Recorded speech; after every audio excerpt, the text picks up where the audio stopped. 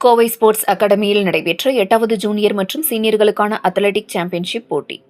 பள்ளி மாணவர்களின் விளையாட்டு திறன்களை ஊக்குவிக்கும் வகையில் நடைபெற்ற இதில் மாணவ மாணவிகள் ஆர்வமுடன் பங்கேற்றனர். கோவையில் பள்ளி மாணவ மாணவிகளிடையே விளையாட்டு திறன்களை ஊக்குவிக்கும் விதமாக கோவை ஸ்போர்ட்ஸ் அகாடமி சார்பாக ஒவ்வொரு ஆண்டும் விளையாட்டுப் போட்டிகள் நடைபெற்று வருகின்றது.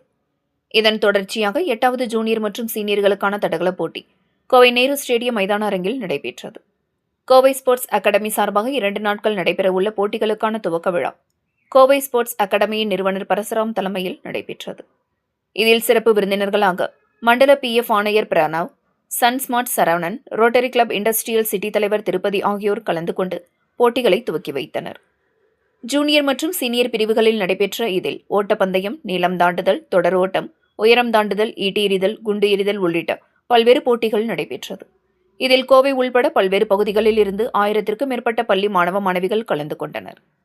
போட்டிகளுக்கான ஏற்பாடுகளை கோவை ஸ்போர்ட்ஸ் அகாடமி தலைவர் பரசுராமன் மற்றும் துணைத் தலைவர் கிருஷ்ணகுமார், செயலாளர் ஸ்ரீதர் மற்றும் நிர்வாகிகள் இணைந்து செய்திருந்தனர்.